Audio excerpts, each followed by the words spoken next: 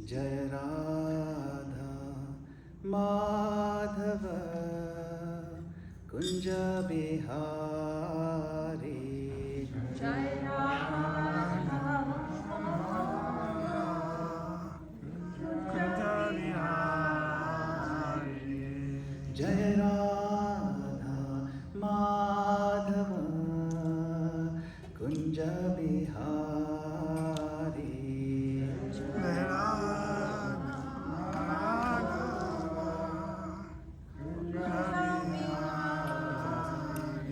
Jaya Gopijana Vallabha Girivaradhari Gopijana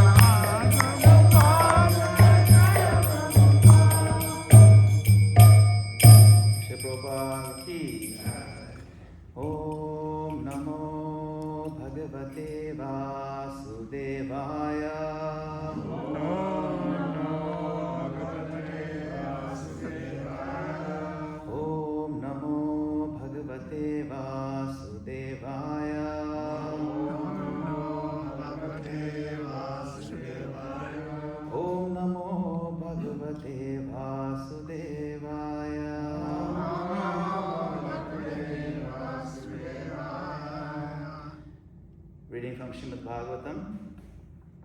This is the chapter that they are covering here at the temple. So this is Canto 8, text, chapter 11, text number 8.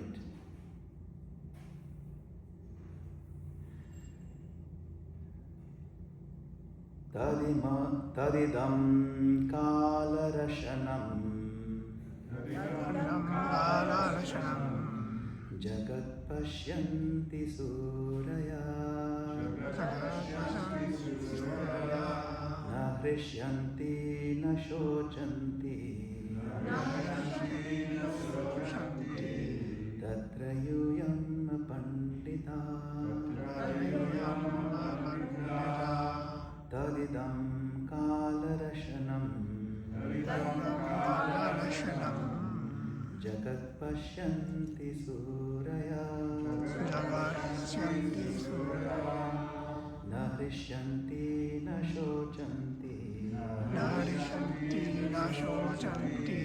tatra yuyam pandita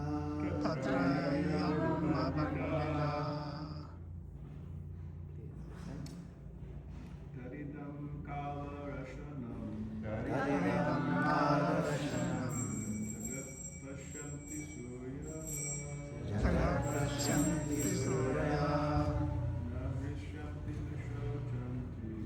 hrisyanti na shochanti tatra yuyam pandita tadidam kalarashanam jagat pashyanti suraya hrisyanti na shochanti tatra yuyam pandita Tadvidam kalarashanam tadidam kalarashanam jagat pashyanti surayah pashyanti surya Navishyanti na sochanti na hrisyanti na shochanti Tatra yuyam panditah tatra yuyam pandita. No?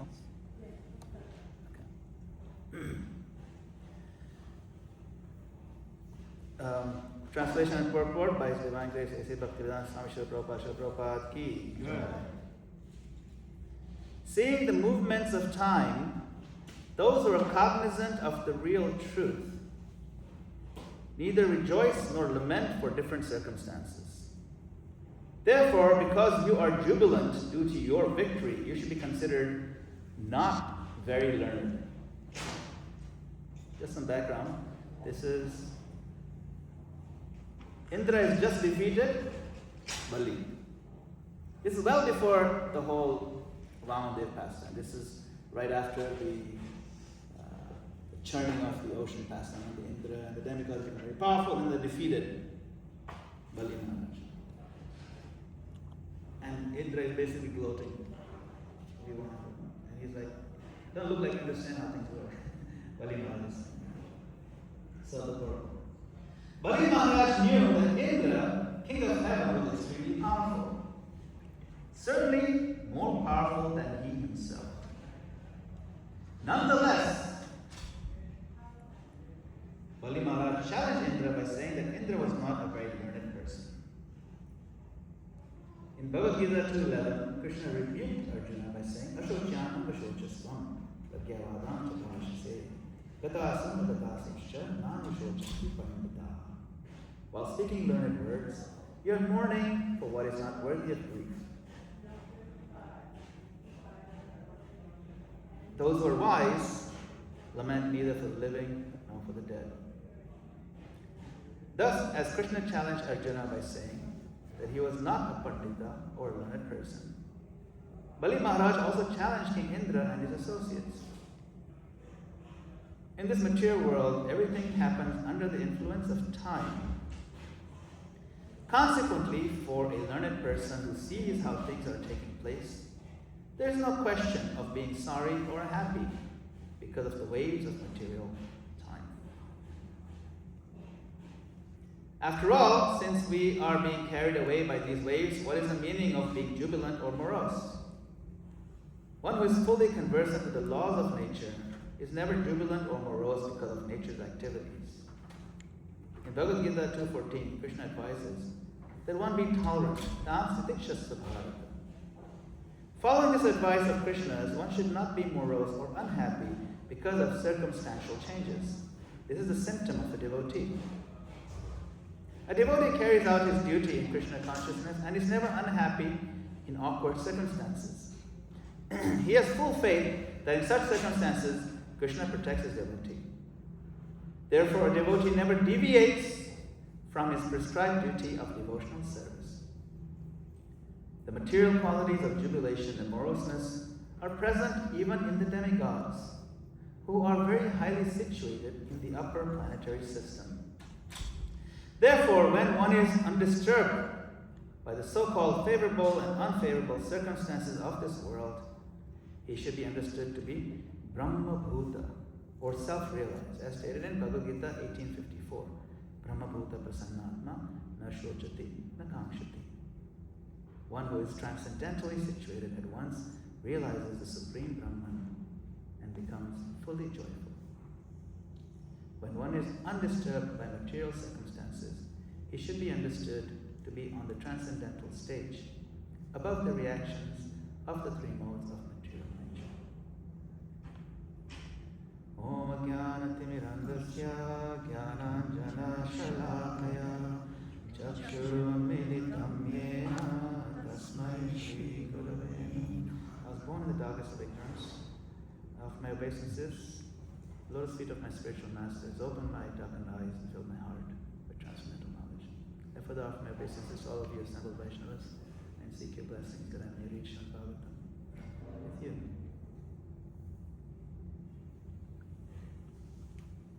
This morning we're hearing a remarkably penetrating statement by Bali Maharaj. He's on a battlefield. The demigods have gained the upper hand, and Indra is naturally jubilant. It's natural. But Bali Maharaj does something unexpected. He challenges not Indra's power,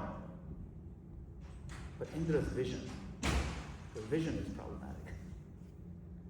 He says, in effect, if victory makes you disintoxicated and defeat makes you shattered, then you have not understood the nature of time. Of the two, Indra and Bali, only one of them is a Mahajan, one of the 12 Mahajans. This is a very useful meditation for us. We may not be fighting with thunderbolts and celestial weapons. Jai Krishna Prabhu. Obeisance to Jai Krishna Prabhu. Haribol. Oh, pranam.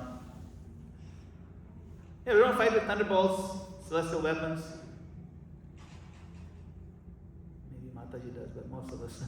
You have thunderbolts, Mataji? Ours, no? She has, right? Yeah. But we all live through victories and defeats every day. Praise and criticism. Health and illness. These are our ups and downs. Success, disappointment. A project that works. A relationship that changes, a service that flourishes, and then maybe a service that's taken away. The question is not whether the waves will come. They will come. The question is, what kind of consciousness will we develop while they come? Because we're going to have North American Leaders Conference here shortly. Maybe I'll also see if we can draw out some implications for us as leaders. But this verse is first of all for every sincere devotee who wants to become more progressive in Krishna consciousness.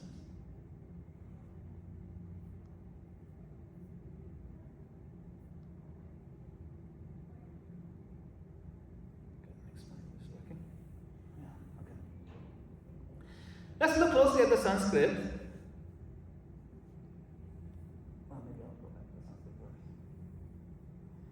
Tad idam kala rashanam jagat. The entire moving world is under the movement, the binding influence of eternal time. And then pashyanti suraya. These lines are very, we know them, pashyanti suraya, those who truly see. They see this. And what is it? Na rishyanti, na shochanti. They are not swept away into material jubilation, rishyanti. They don't get all super excited. And they're not swept away into material lamentation either.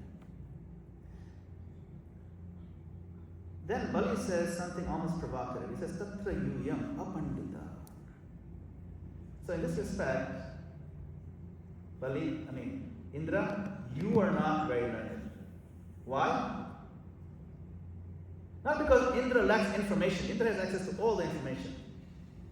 Not because Indra lacks any other qualifications as such.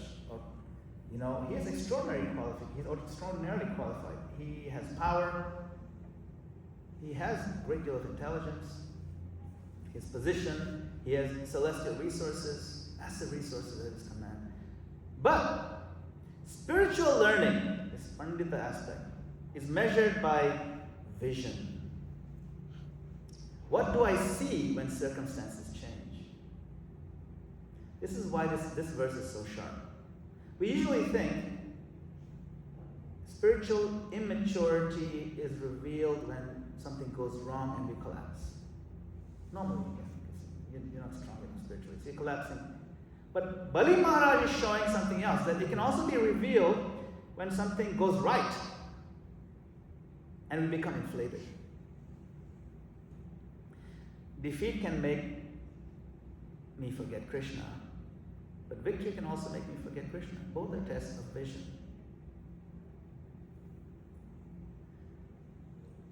The setting matters.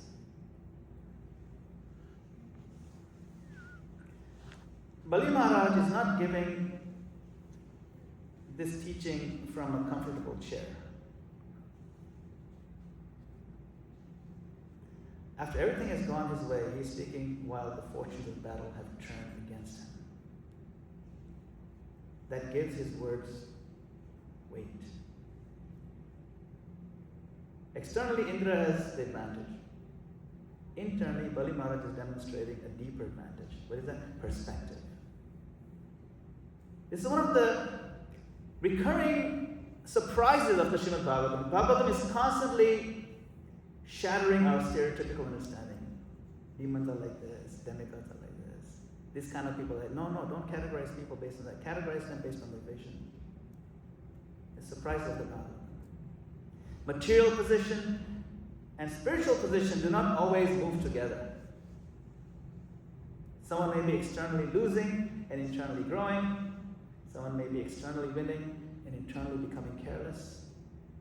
So for a progressive devotee, therefore, the first question is not, am I winning? And sometimes the leaders tell us, we'll win so much, you'll get tired of winning. The first question is, what is this circumstance doing to my remembrance of Krishna? Is success making me grateful or entitled? Is difficulty making me dependent or bitter? Because it can go both ways. It can become more bitter, or it can become more dependent in a sweet way to Krishna. Sometimes Krishna may allow an external reversal precisely because he's protecting something more valuable. Our humility, our dependence, our seriousness, our capacity to listen, our capacity to hear. It's possible to get so inflated we don't listen to anybody else anymore because I'm now the authority on this subject. The Bhagavatam trains us to read life at that deeper level. Srila Prabhupada emphasizes the phrase Kala Rashanam. The whole material world is moving because of eternal time. We tend to experience life as a collection of solid things. My body, my role, my family situation, my reputation, my service, my institution, my plans.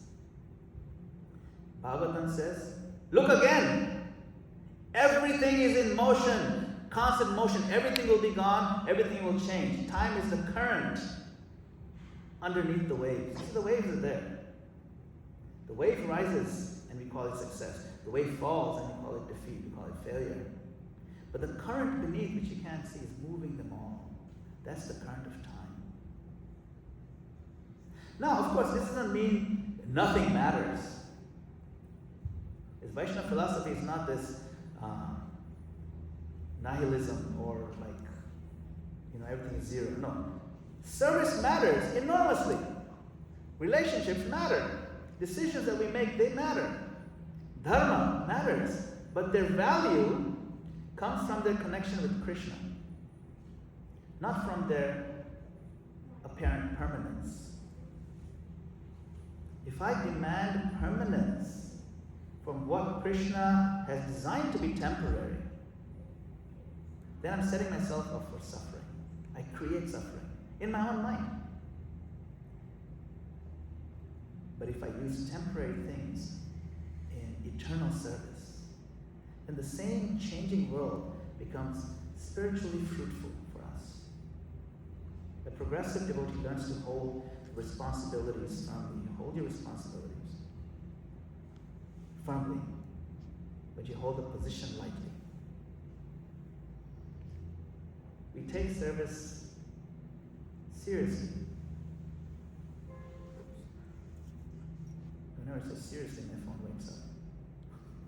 Thinks I'm saying, hey Siri. We take the service seriously without imagining that the particular form my service is taking is eternally mine. We have to understand that.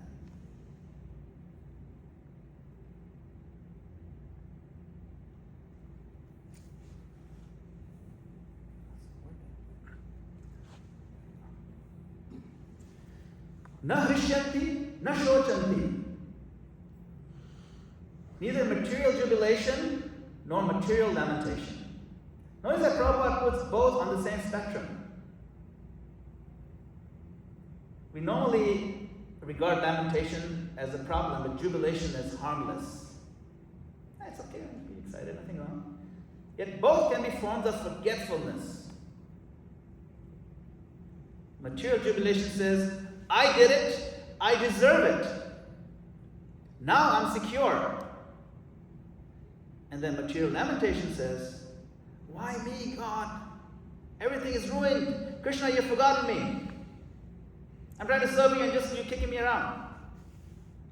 In both cases, the circumstance has become bigger in our consciousness than Krishna. We give more emphasis to the circumstance. Now, the middle ground is not emotional numbness. See these two things? A devotee can feel joy deeply.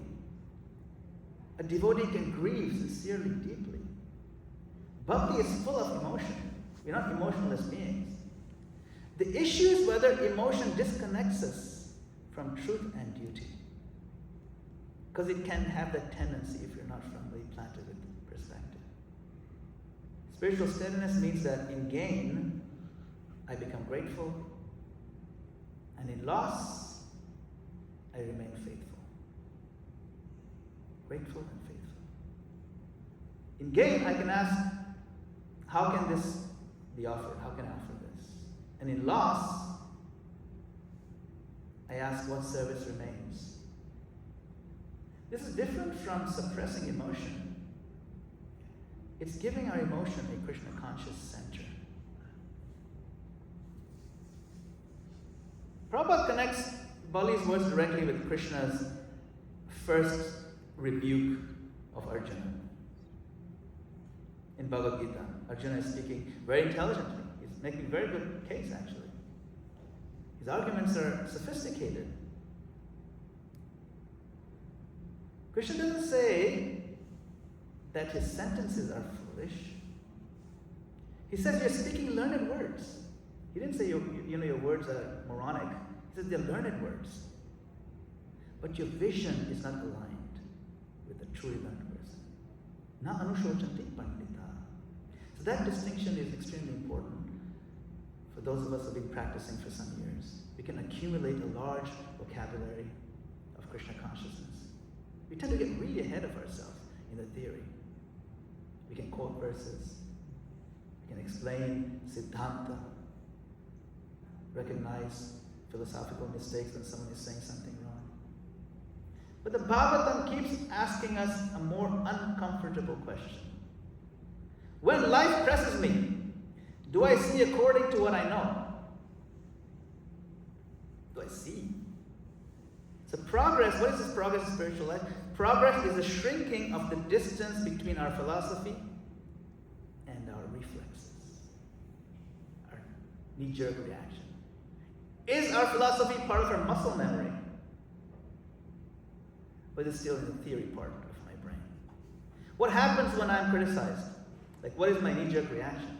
When someone else receives recognition, when I should have received it. When my plan, which I think is brilliant, is rejected by everybody else. When my body becomes inconvenient.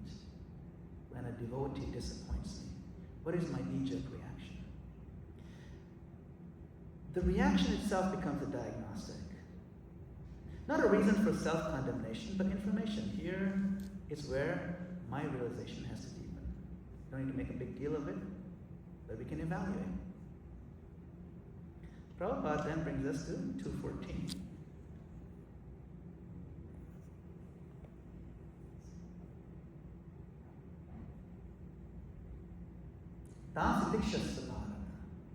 Tolerate these changes. Tolerance is sometimes misunderstood as gritting the teeth. Tolerate. Becoming emotionally hard. Suppressing emotion. Allowing unhealthy situations to continue without applying our intelligence. That's not the point. Titiksha means the unavoidable dualities of embodied life do not get a veto power over our spiritual commitments. Heat comes, cold comes, honor comes, dishonor comes, energy comes, fatigue comes. People understand us, sometimes they misunderstand us. We respond intelligently, but we do not hand each circumstance the authority to decide whether we chant, hear, serve, behave ethically, treat devotees with dignity. The lotus is a helpful image. This lotus up here. But it's not made of stone. I think this one might be. But if you want to see a real lotus, there's one on the altar. Look over there. Do you see it? The flower vase right next to Krishna? There's an actual lotus. It's a rare treat to see it. It's a very beautiful image. It's delicate. It feels the water. Yet it remains above the water. Spiritual tolerance is sensitivity without captivity. You're sensitive, but you're not owned by it. Sensitivity makes you understand what's going on and also makes you sensitive to what needs to be done. So for a devotee who's progressive, the practical question is, we have non-negotiable devotional minimum life.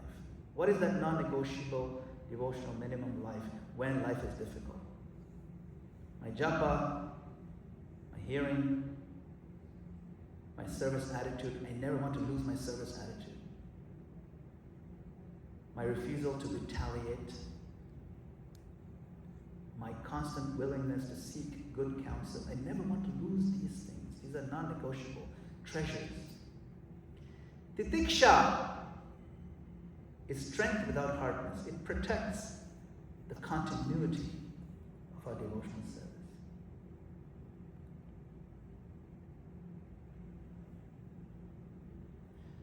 Here is, for me, the center of Srila Prabhupada's purport. A devotee carries out his duty in Krishna consciousness and is never unhappy in awkward circumstances. And then, therefore, a devotee never deviates from his prescribed duty of devotional service. This shifts the question. Our conditioned instinct is, how to arrange my life so that nothing awkward happens? That's what we want to do. But Krishna consciousness asks, how do I remain a servant when awkwardness happens? Because it's going to happen. We will all be in some very awkward circumstances in our life. There are circumstances we should change. There are injustices we should address. Not that keep tolerating all nonsense. No. There are mistakes we should correct. there are boundaries we need to establish. This steadiness, this tolerance does not mean incompetence or passivity. But even while changing what can be changed, we need to change what can be changed. The identity doesn't change. I am Krishna's servant, first and foremost. This is one of the great freedoms of bhakti, actually. If my happiness depends on controlling the entire environment, I have an impossible assignment. But if my purpose is to serve Krishna within the environment he is presently permitting, then there's almost always a next step, a next faithful step. So in any difficult moment, ask this: what is my service now? Sometimes it is to speak, sometimes it is to wait, sometimes it's to apologize, sometimes it's to persevere, sometimes it means to step aside gracefully. But there's always a way to remain a servant.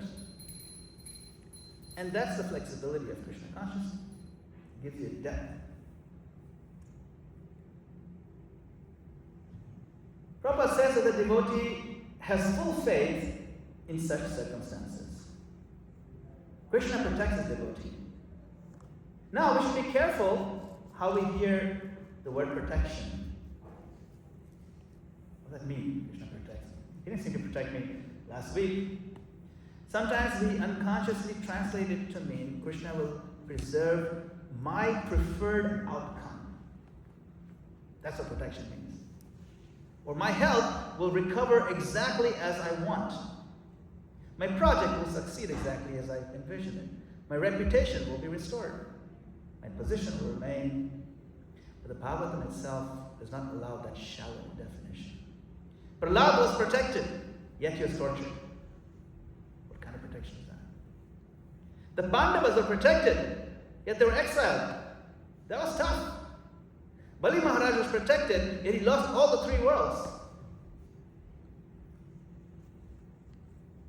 What is that protection? The deepest protection is that Krishna preserves and nourishes the devotee's relationship with him. That's the most important asset. He may protect us from a circumstance through another circumstance, or by transforming us through a particular circumstance. This changes our prayer. Instead of only saying, Krishna, remove this, we can also pray, Krishna, please do not let this remove me from your remembrance. Don't let success steal my humility. Don't let pain steal my faith. Don't let conflict steal my Vaishnava character. This is a very powerful form of fearlessness that you can carry with a smile on your face. The purport concludes by connecting this steadiness with this Brahma-bhuta verse. Prabhupada talks about this in the purport. Bhagavad Gita 1854. Prasannatma, na shotati na kamshiti. One who is transcendentally situated becomes deeply joyful, prasannatma, and is not controlled by lamentation and hankering. Again, this doesn't create a flat personality. He's always smiling the whole time and like this fake smile and bubble head. No, that's not prasannatma. Srila Prabhupada was not flat in that sense. Never. The acharyas are not emotionally vacant. Bhakti itself culminates. Bhakti itself culminates in the most intense spiritual emotion. What disappears is slavery to material duality. That's the real protection. There's a difference between feeling sadness and becoming spiritually disoriented by sadness. Two different things. There's a difference between applying a success and constructing a false identity out of my success. Two different things. Prasannatma means that there's a deeper center of joy. I belong to Krishna. That's my joy. I have the holy name. I have the association of devotees. I have some service. I have access to Srila Prabhupada's teachings. Circumstances may touch many layers of my life, but they do not have to reach the deepest layer. Prasanna. This is why genuine spiritual progress often appears as increasing our recoverability. We can recover really fast from reverses. We may still get disturbed, but we return to Krishna more quickly, like we recover faster, more honestly, and with less drama. Yeah, sometimes when we're little kids, every little thing is a big drama. Yes. And then as we mature, we don't make a big deal about the lollipop falling down, As we mature in devotion service, less drama about everything. Focus deeply on Krishna. So, let me offer 4 diagnostic questions, not for judging somebody else, but these are for our own private spiritual inventory. It's not for other people, it's for us to evaluate. First, when something goes well, do I become more grateful or more entitled? Success should increase gratitude. If it increases self-importance, the success has become spiritually dangerous. Second, when something goes badly, does my sadhana weaken or become my shelter? What happens? We all have our emotional limits. Nobody is unbreakable emotionally. We all have our limits. But over time, difficulty should teach us where the shelter actually is. Third, how long does criticism or disappointment or praise control my consciousness? We may react, that's normal. The issue is recovery time. Does one comment occupy the mind for 3 days? Does praise intoxicate me for a week? I could live on a compliment for a whole month. I don't even need to eat. Get a good compliment is good enough for me. Progressive devotion shortens the half-life of these disturbances. You know what I mean by half-life? After a certain time, these things lose their impact. It's better if they lose their impact faster. Fourth, can I identify the next faithful service even before the emotion is fully settled? Can I maintain my continuity to serve Krishna? This is powerful. I don't have to wait until I feel perfect before I continue serving. I can say, my mind is disturbed, but I know what dharma looks like. Let me take one step toward Krishna while carrying the disturbance honestly. So if we use these questions gently but regularly, this is just for us, not for other people, it's for us. Then this verse becomes a mirror rather than a mere philosophy.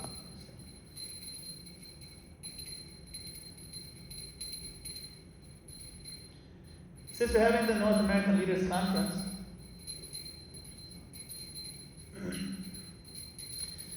let me offer a few applications for anyone who carries responsibility, whether in a temple or a department, family, community. First, don't confuse a favorable season with permanent success. Think about Bali and Indra. They go back and forth on this. That's what we're reading right now.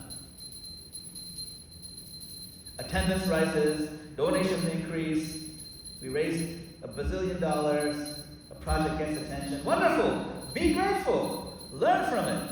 But do not become intoxicated because time moves. That's Bali Maharaj's lesson. The time factor is going to move. My mother Devotee, who lives in Alachua, she's wonderful. She said you should keep a locket, wear a locket. And locket, you look at it when you're going through something emotional. You should say, this too shall pass.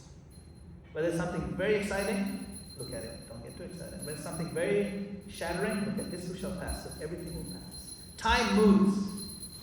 Second, do not confuse an unfavorable season with mission failure. Program struggles, people leave, resources tighten, criticism comes. We should learn and improve, of course, but Krishna's mission is larger than one season. Third, create systems that survive changes of personality, of position and circumstance. And Ananda Guru has always inspired us to create systems. We think in terms of creating systems.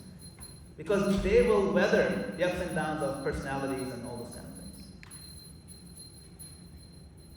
If we really understand time, succession, documentation, training, cooperation, shared ownership, these become spiritual principles, not merely management techniques, because it's connected with our spirituality. It's not just something you learn in MBA. This is something that Prabhupada teaches. Fourth, receive praise without ownership and receive criticism without paralysis. Don't get paralyzed. Even heavy criticism, let it go. Because both can distort our judgment. Fifth, keep service to devotees larger than the preservation of our position. Leadership is temporary stewardship. The position belongs not to me, it belongs to time. Kala, yes. And we all run out of time one day. The opportunity to serve belongs to Krishna. He can give us the opportunity. These principles are not just for formal leaders, they are for every parent, every mentor, every teacher, organizer, senior devotee who influences others. The more influence Krishna gives us, the more carefully we must remember Kala.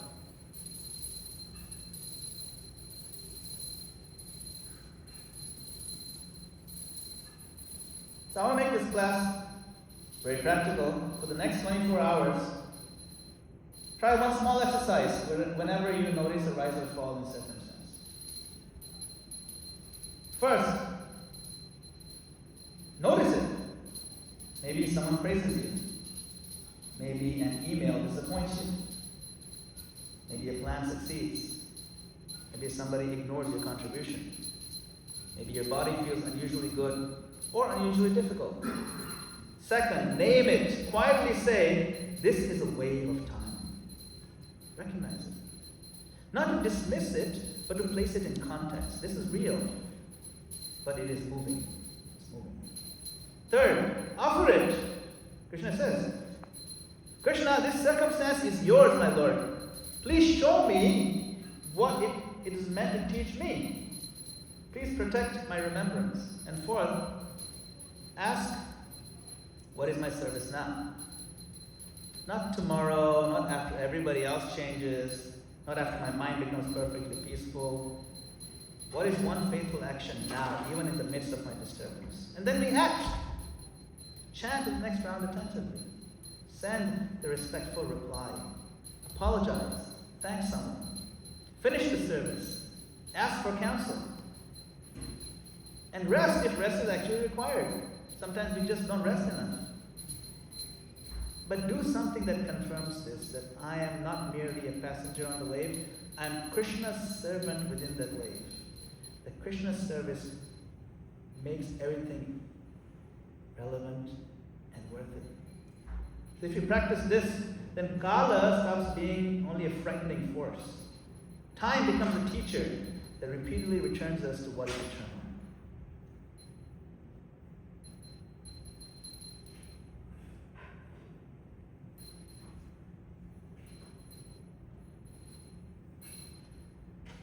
So steadiness does not mean stationary. It does not mean that the devotee never changes, or never feels, or never adapts, or never grieves, or never celebrates. It means that all of these movements are increasingly organized around Krishna.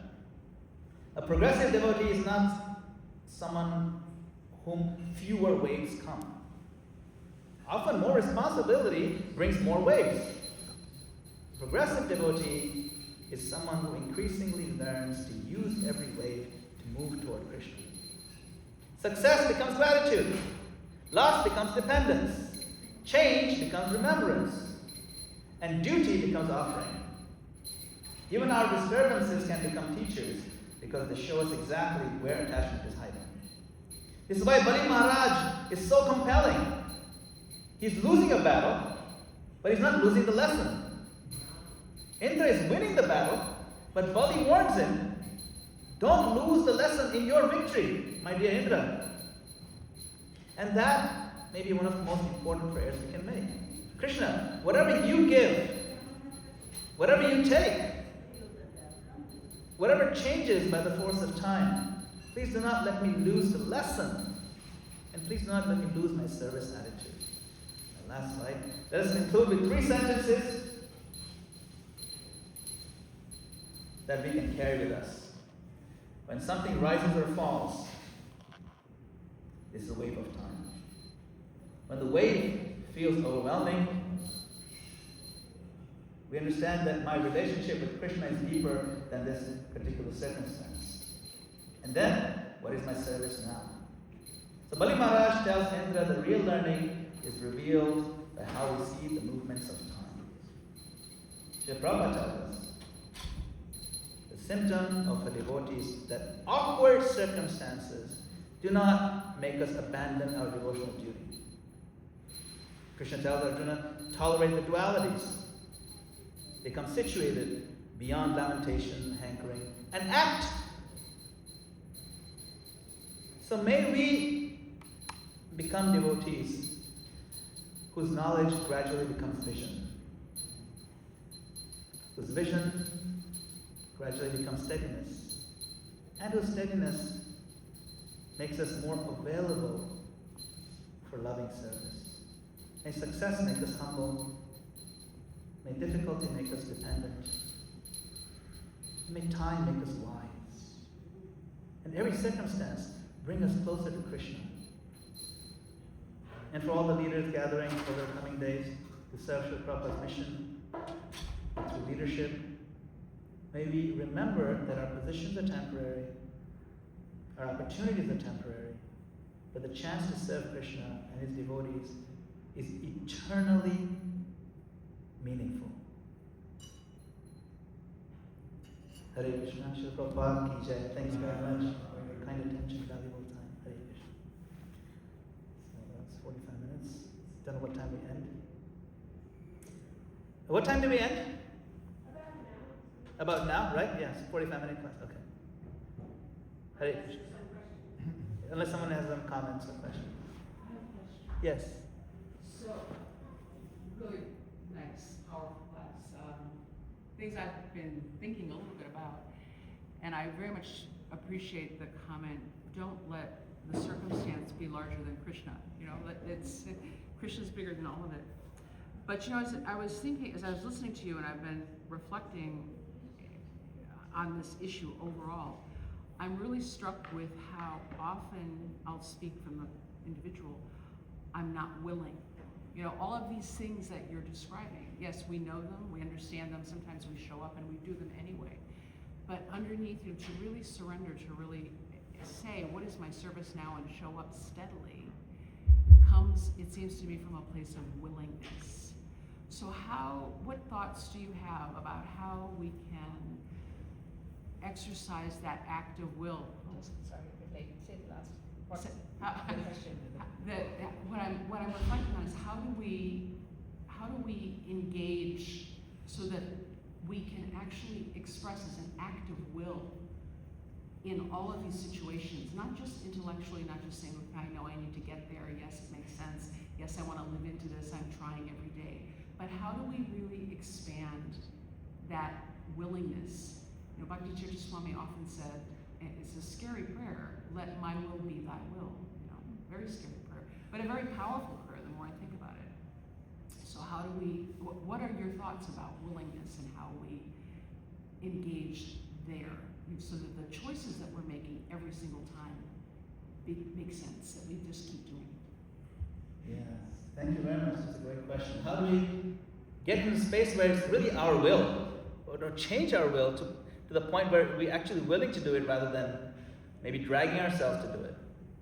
Is that a fair restatement? Yeah, because a lot of the time we do drag ourselves, one, because we made a promise to spiritual master, two, because we know this process is going to work, but I'm not there yet in terms of strong will. Like, I don't have that. You can even say, you can translate that to taste even, like the taste is not quite there. Because when the taste is strong, you don't even need willpower. You know what I mean? Right? When someone has a strong taste for bodybuilding, like they see it works and it makes them feel really good, they don't need any willpower to get up and go to the gym. It's almost like you have to hold them back because they're doing too much. You know, so the will is very closely related to taste. right? But then, okay, they're just kicking the can down the road. How do I get the taste? Where does the taste come from? I'll give you we have to move the heart. I'll give you a funny example. This actually happened to me. This is in India, and I know in Indian weddings, I don't know if you ever been to an Indian wedding, there's so many people come there, and then they have this wedding, it's so beautiful, there are like 5,000 people there, and then after the wedding ceremony is over, then they go into this really fancy car with flowers on it. And so the wedding was over, and I knew at that point, right, people cry, like everybody cries. I knew they're going to cry. Because, they're giving away the bride, and then she's going to go away, she's not coming home, she's moving to another town probably, and the parents, especially on the girl's side, are crying. The boys' side are all very happy. And I told myself, I am not going to cry. Because I don't even know the girl. I don't think I even know her name, like she's just my father's friend's cousin's wedding or something. So I go there, I'm standing there, and looking, oh, this car is awesome. I'm looking at this really nice car, a rented Rolls Royce or something. And then when it's time for the girl to get in the car, and then I saw the face, I was the first one to start crying. Like after me, other people started crying. Because I saw the mother, she was crying. And the mother and father crying, everybody else was still spacing out. And then when I saw the parents crying, I couldn't help myself, the flood. My heart moved. And I made a decision, I do not want to be moved. But even in spite of that, it moved. I was embarrassed at how much of a crybaby I was. My point that I'm making here is that in the company of those who have strong taste, whose heart is already moved so strongly, you can't but help but develop a strong taste. So, yes, we always want to drag ourselves to the place where we want to be. Like, we want to drag ourselves to the temple, even though we don't feel like doing it. We want to drag ourselves to chant our rounds, even though we don't feel like doing it, and so on. And read maybe a few minutes every day. But where can I invest my dragging to get the most bang for the dragging buck? That is, drag yourself into the company of those who are addicted to the bliss of Krishna consciousness. And when we are with them and we see their excitement, the enthusiasm rubs off, their determination rubs off, their sense of patience rubs off. The whole system of Krishna consciousness works on rubbing off. Because it's transmitted through this live link of Srila Prabhupada, and he sprinkled that dust on his sincere devotees. And we see that many of them, they're really having a thick layer of that saffron dust that we want to rub off on us a little bit. And so we find those who have really embraced it and have become addicts themselves. And so I found that, yes, to strengthen our will, that utsaha nishchay dharya, the enthusiasm, the determination, the patience, these are not things we can very easily will ourselves into developing, but they easily be influenced by those who have good doses of it. So that's what I would offer, is let us find those devotees whose association will be progressive for us, because they're progressive, and their momentum will carry us also. So association is definitely the key. What that association looks like will be different for different people. That you have to use intelligently. Just spending a little bit of time with the right people, even on the phone, can do wonders for us. So that's something I can offer in terms of moving the needle on the wheel. Hare Krishna, yes. I loved your wedding example, but it almost surprises me because, parents, especially mothers, are always like pulling out their hair to get their daughter married. And like, shh, life is not complete if they're not married. And then they get married and start crying. Like, why are you leaving? Why are you going away? Kind of illustrates this complicated nature of human being, emotions in general, right? It's a joyful time, right? But a lot of it is drama, right? A lot of it is just, you feel obliged to cry, so you cry, although your experience was real. But it's really a paradox, right? Because on the one hand, their mission in life is to get their children married, and on the other hand, they start crying when they're getting married. Emotions so complicated. It's interesting in India that funerals cry. In India, during a funeral, they have professional criers. Have you heard of that? You know that, right? Have you seen that? Or you don't know about that? Your Mataji know. Other people cry because You pay them to come. They come in groups. These ladies. Some of them not even ladies. I think. Some of them are. Well, some of them are not ladies, but they're wearing saris. Let's just put it that way. And they beat their chests and they cry real loudly. They're professional. They do it for a living. They don't even know who's died. They couldn't care less who died. The point is that maybe the person who died, right? People are not crying enough for him because they're kind of happy that he died, maybe. So then to kind of get them to cry is that you all should be crying right now. You should be smiling. It's not a smiling occasion. So we get professional criers to get the mood going. You know, like sometimes they get professional dancers to get the mood going so people come on the dance floor. This is kind of like that. Like you said, it's all the drama. But it's interesting as well, just because this whole story of grief and how we don't know how to grieve, or we tend to not grieve, and so, you know, just like expressions of crying and tears, and then that would be a good thing. Like we're normalizing it. Yeah, cry. It's a happy situation, we cry anyway. Or it's a sad situation, we maybe cry, which is never a bad thing. No, it's true. Prabhupada said that people don't know that this crying in Krishna consciousness is a great joy. It's a great ecstasy. But Siddhanta Saraswati Thakur said, you know, I'm opening a school of crying, and you should sit and soak the couch. The couch you're sitting on should be soaking with your tears after you're done with the tears. You know? So that's our school. You know, I was just reflecting, I think the marriage crime by the parents is more because uncertainty, or they're not knowing what's going to happen, what the future entails for them. So, Oh, sure. Yeah, well, they cry because they don't know what's going to happen. Well, first of all, they cry because they'll be seeing her go away, but there's uncertainty especially the older kids. in the old days. Yeah, a lot of uncertainties. Nowadays, the mothers of the boys are also crying. The same uncertainty is there. It's true, isn't it? You know. So, thank you very much. Hare Krishna. Srila Prabhupada ki jai. Hare Krishna.